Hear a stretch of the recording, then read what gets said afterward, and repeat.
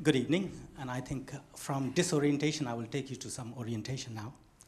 I just said Sanjay Sharma from India, and Korea has been one of my specialization. What I plan today is to talk about it. Why Korea? We are in financial crisis. We are talking about boom, doom, gloom, and everything. I find it very interesting that everything is in our attitude. We have talked about it before. What kind of attitude are we talking about? Korea, which I found very interesting, very fascinating country, thrives in crisis. Sounds paradox, but it's true. Talk about East Asia. If you look at the pictures on top two, this country transformed from the top to bottom, and that happened all in one generation. To be precise, less than 30 years.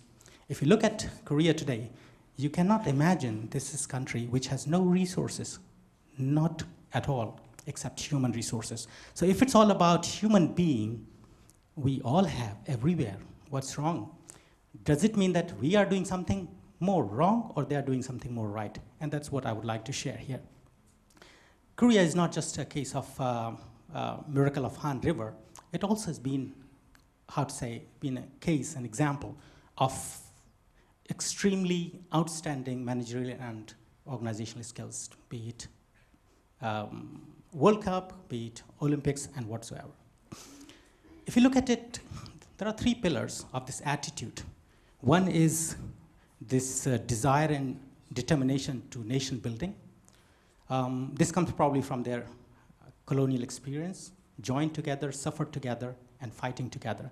That helps today in sort of giving them a cushioning effect, even in the times of troubles that we are in. The second pillar, which you can say is diligence in learning, which I will talk in a while, and the third is a desire to excel.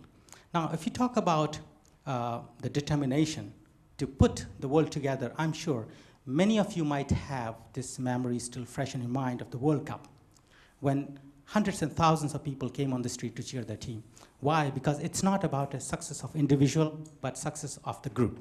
So group goes up, group comes down, and that's the desire. So on one hand, while in the rest of the world, correct me if I'm mistaken, rest of the world, we are talking and putting so much energy and time and dealing with religion and ideology, they have just one point agenda, country, our country, Urinara, which they talk a lot.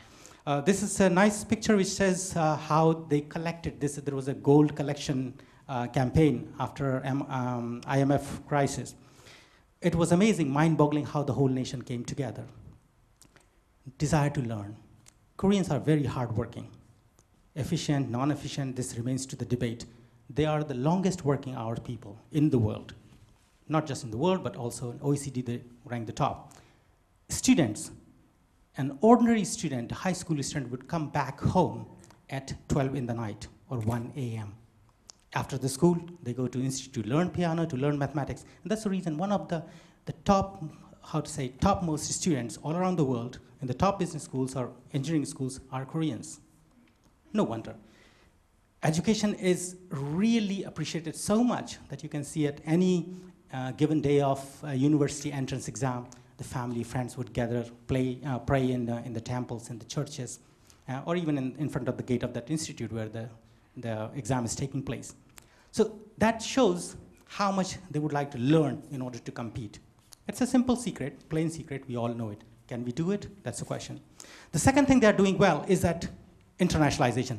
While the rest of the world is closing down, they're opening up. And it's much more remarkable for a country which used to be a hermit kingdom, closed society for ages. That helps them not just to learn about the world, but also spreading their own culture.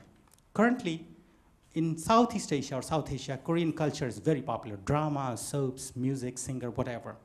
And that gives a good vibe to the people, and then they like the companies, countries' production.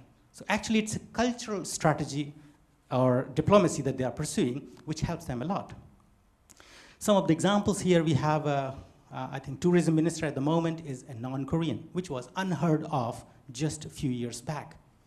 So while those things are happening in country, which is a traditional country, traditional society, the rest of the world is doing something different. The third pillar is a desire to exceed. It's no longer about the manufacturing of cheap goods. Today, the first 3D LCD panel comes from Samsung just 3 weeks ago. Hyundai company, which is a well-known brand, launched a new model which is more expensive than BMW. Korea, one of the most wired and wireless country on earth. Even in the mid-90s, when we were still playing with 386 and 486 computers, they were playing with the computers of Pentium. How is it? How does it matter? It's a quest to excel the most. If you look at the attitude towards the companies, it's not aggressive marketing or so, but it's like attacking or attaching themselves with the softness of the emotions, passion of the people that helps country. You might remember new product which was called Freedom Fries. Until the particular moment, it never existed. People did not like what it was called before. This is the style. The last point, which is very important, is services. Netherlands, roughly 70% of the economy comes from service sector. India also similar. US maybe, Korea same. And we know that it is important to offer the most. Koreans somehow, because of the traditions or culture, they are willing to offer more what is expected, more than what is expected.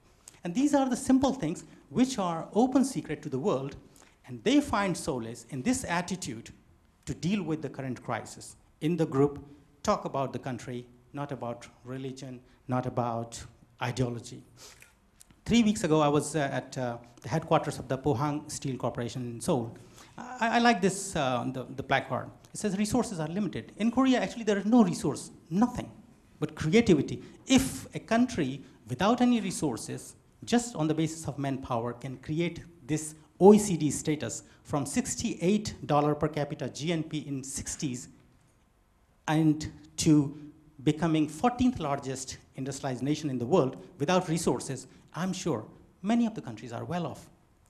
We should see the positive side of this attitude rather than feeling gloom, boom, doom. And of course, we can use the laughter yoga as well. Thank you.